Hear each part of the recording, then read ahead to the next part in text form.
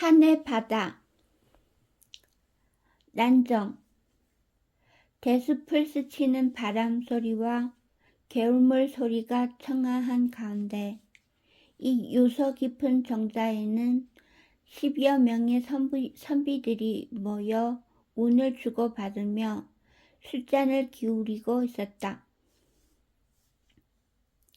따스한 햇살이 내려앉는 여유로운 정자의 분위기와 달리 주변은 그리 한가롭지 않았다. 조금 떨어진 곳에는 한눈에도 넉넉지 않은 무사 10여 명이 날붙이를 움켜쥐고 주변 경계를 하고 있었으며 그들의 눈빛은 황제라도 모신 듯 삼엄했다. 고즈넉한 마루 위 모두의 눈은 어느 순간 한 선비의 낙필에 모아져 있었다. 사, 견민 치명, 견득 사이. 선비단 응당 위기를 보면 나서고 득보다 의를 생각한다. 공자의 말이었다. 낙필하고 있는 자의 이름은 자경, 왕흔지, 서성이라 불리는 고금 제1의 명필 왕희지의 아들이었다. 이제는 아비 못지않게 이름을 떨치고 있는 인물이기도 했다.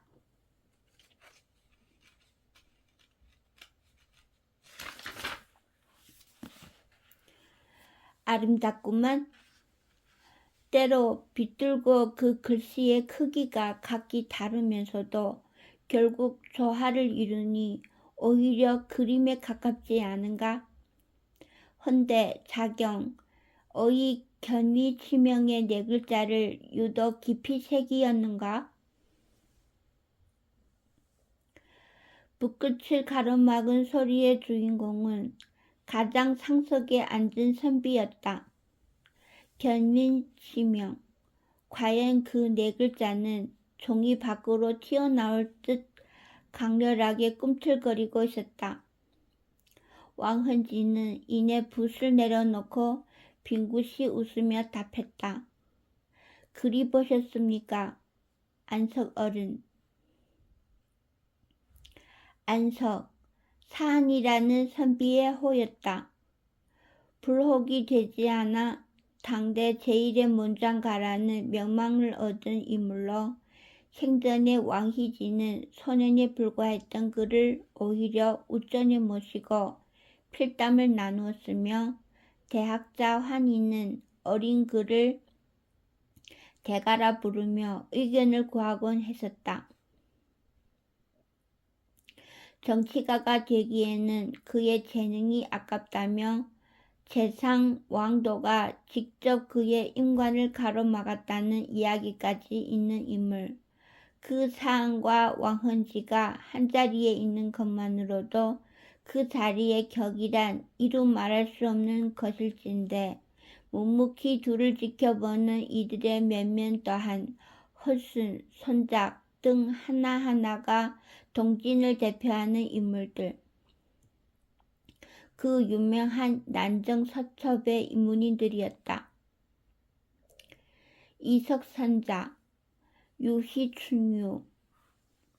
이어서 왕흔지가 힘차게 소리치며 정광석화처럼 종이 위에 펼쳐내는 구절은 과거 사안이 쓴 글이었다. 공자가 봄놀이에 대한 마음을 품었다는 구절. 유자의 본분답게 평생 도포 뒤에 스스로를 감춘 채 제자를 키우고 글을 썼지만 실은 누구보다 치열하게 당대의 난국을 생각했던 공자를 은근하게 빗댄 시구였다. 이는 공자가 그러했듯 자신 또한 방구석의 소생으로만 남지 않으리라는 젊은 시절 사안의 포부이기도 했다. 그러나 지금의 목소처럼 앉은 사안은 고개를 미미하게 저었다. 돌멩이에 인 파문이란 파도에 씻기기 마련. 어이하야 바다를 잃을 생각을 않고서 짐짓 얼굴을 굳힌 사안의 위험에 왕헌지는 가만히 붓을 놓았다. 그러나 안석, 한갓 돌멩이라 치부하기엔 이적의 횡포가 너무 심합니다. 새파를 등진 선비의 마음이 이럴진데 조정과 백성의 고통이란 이루 헤아릴 수 없을 것이외다.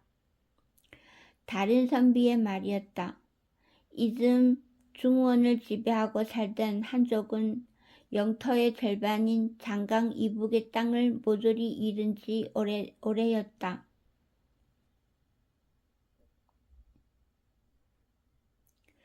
고구려에 빼앗기고 선비족에 침탈당했으며 흉노족과 터족에 유린당했으니 남방으로 쫓겨난 뒤로는 스스로 칭하는 대국이라는 이름이 부끄러울 지경이었다. 고구려와 연나라의 몰락 이후 새로운 패자로 떠오른 전지는 언제라도 한족의 동진을 집어삼킬 기세였으니 지금의 동진은 전진을 비롯한 강국들의 비위를 맞추며 그 틈바구니에서의 생존을 도모할 뿐이었다.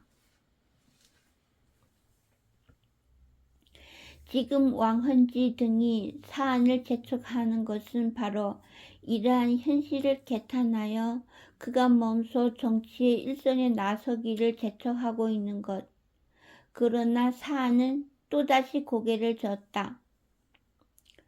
천하가 서고서 이 땅의 왕을 칭한 이민족은 수십이나 있었소. 때로는 사람 고기를 먹는 자가, 때로는 머리 달린 자가. 그러나 천년 이래 이 땅의 주인은 오로지 우리 한인이었소. 너나 없이 왕헌지의 말에 한마디씩 보탤 준비가 되어 있던 선비들의 입은 더 이상 열리지 않았다. 이 자리에 여로 선생께서는 그것이 진의 시황제도 한의 무죄도 아닌 오직 공자의 덕임을 알고 계실 것이오. 천하 전복의 폐업을 이룬 군주들이 윗줄에 공자를 올려놓은 것이 선비의 자존심인지 위정자로서의 공자에 대한 평가인지는 모를 일이었으나 사안의 말에 이제 모여든 면면들은 당연하다는 듯 고개를 한번 깊이 숙였다. 이를 바라보던 사안은 가만히 몸을 일으켜 공자의 사당이 있는 서부 쪽을 향하여 예를 올렸다. 그 동작은 간결하면서도 고고하였고 환난 이마와 해맑은 눈빛 그리고 20대처럼 붉은 입술은 이미 그가 학문을 넘어 도의 경지에 이르렀음을 나타내고 있었다. 그의 입에서 다시 나직하나 강물이 흐르듯 유려한 목소리가 흘러나왔다. 천지가 개벽한 이래 황하가 흙탕물을 쏟아내지 않은 적 없었건만 대해가 푸른빛을 잃은 적은 없소. 여로 선생께서는 유념하시길 바라오. 공자의 뒤를 잇는 일은 바로 한의 바다를 이루는 업이요. 한의 바다. 세상이 그 어느 단어보다도 오만한 말이 장중을 무겁게 눌렀다. 사안의 말은 구구절절히 옳았다. 수없는 민족이 중원을 점령하고 국가를 건설하고 칭제를 하였지만 결국 그들은 한이 역사 속에 겨우 한 갈래로 남은 것이 전부였다. 모든 것을 삼키고 포용해온 천하 그 자체가 바로 한의 바다였다. 이제 여로 선생께서는 사소한 시국의 일은 접어두시고 즐거이 실론을 펼침이 옳겠소. 왕헌지가 토해낸 견위 지명, 네 글자의 힘찬 필치에 취하여 잠시나마 세상에 나아가 나라를 구하고 백성을 편히 하리란 포부를 품었던 이들은 사안의 이 말에 일제히 입을 다물고 말았다. 정자 옆을 흐르는 시냇물 소리만이 이어지는 가운데 긴 침묵이 긴 침묵이 따라 흘렀다. 안석. 이윽고 무거운 침묵을 깨고 들릴 듯 말 듯 나직한 목소리가 한 노인의 입에서 흘러나왔다. 이미 생의 마지막에 가까운 듯 눈의 생기를 모두 잃었음에도 등을 꼿꼿이 펴고 정좌한 그는 생시에 이미 위인이 반열에 들었다는 평가를 받는 대문장과 손짝이었다. 관록, 지위나 명성 등으로는 사실 상석을 차지했어야 할 주인공이었으나 과거에는 왕희지에게, 지금은 사안에게 그 자리를 양보한 채 이인자의 자리를 지키는 인물이었다. 고구부라는 이름을 아시는가? 손작은 고구부라는 이름 척자를 천천히 찍어내듯 읊조렸다. 그의 입에서 흘러나온 뜻밖의 이름에 선비들은 일제히 눈을 들어 그를 응시했다. 손작이 담안의 무게와 어울리지 않게 그 이름은 생소하기만 하였고 천하대학부터 새카마 유생에 이르기까지 한참을 더듬어 가던 선비들은 종래 그 이름이 엉뚱하게도 고구려의 태왕을 가리킨다는 사실을 깨달았다. 고구려 고구부와 연나라 성혜의 이야기를 들은 적이 있으신가? 사안이 눈을 내리깔고 조용한 얼굴로 귀를 기울이는 걸 힐끗 본 손작은 잠시 숨을 고른 뒤 무거운 목소리를 이어냈다. 고구부는 성혜의 성나라 성씨를 가리켜 장승을, 치우를 가르는 장승을 뜻한다 했지. 뜬금없는 이야기였으나 고요하기만 하던 사안의 얼굴에는 미미한 동요가 일었다. 장승의 생김새를 본따 성이라는 글자가 만들어졌다. 그 성이 곧 장승을 지키는 이들의 성씨가 되었다. 결국 성은 그 나라 이름이 되었다. 그런 이야기라네. 안석 성씨의 시조는 누구인가? 미자. 그 미자가 누구인지 돌이켜보시게.